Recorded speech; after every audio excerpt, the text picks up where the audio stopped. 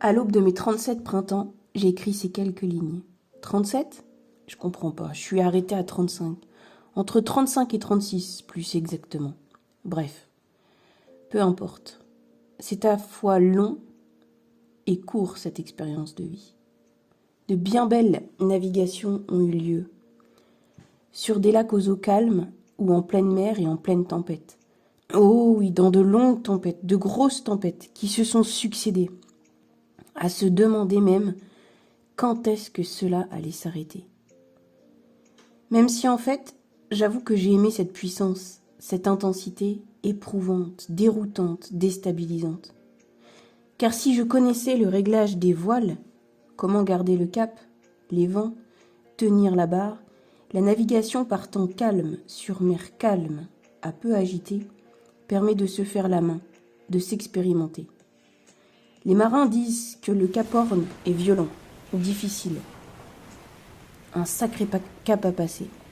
Pour moi, ça a été le cap des 35. Comprenez, 35 ans. Le cap des 35 qui a duré pas mal de temps. Mer très calme au début.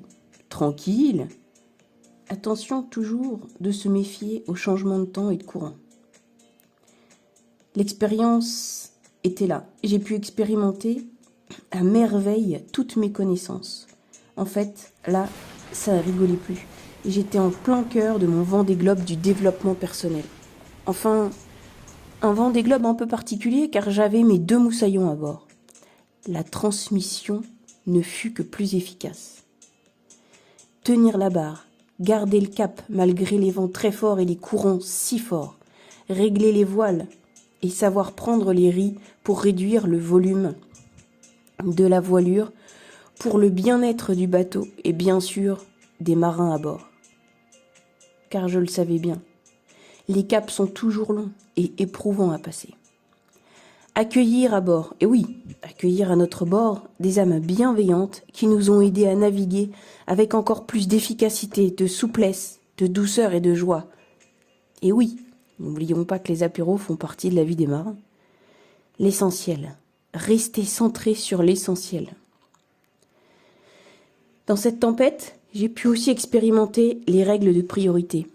L'importance que chaque bateau respecte sa zone de navigation et la zone de navigation des autres bateaux autour. D'autres bateaux, sans doute en perdition ou en proie à d'autres tempêtes, ont failli nous percuter à plusieurs reprises. Garder son cap sans se faire rentrer dedans et couler. Un vrai défi quand on est hypersensible. Rester centré sur son cap, sur la barre et le réglage des voiles. Garder son efficacité sans se laisser heurter en plein cœur. Sans doute cela le plus difficile. Savoir garder sa zone de navigation safe. Savoir dire non. Savoir dire stop. Waouh! Fierté, le cap est passé. La tempête passée, le calme est revenu. Moussaillons, regardons quelques instants derrière nous la trace si jolie qui se dessine derrière notre bateau. Nous avons réussi. Nous avons su manier et naviguer notre bateau sur les eaux agitées en préservant des autres bateaux qui ont failli nous heurter en plein cœur. L'amour est plus fort que tout. Allez, maintenant, regardons droit devant, car avec cette merveilleuse expérience de vie que nous venons de traverser, nous allons pouvoir faire encore de grandes choses. En tout cas, c'est sûr, on est encore plus soudés. C'est un truc de fou, car on l'était déjà vachement avant la tempête, vous imaginez ?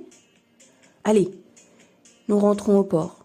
Attention, en manœuvrant de ne pas heurter les bateaux qui se reposent à quai. Rentrons, recharger nos batteries pour pouvoir repartir vivre rapidement de riches aventures humaines.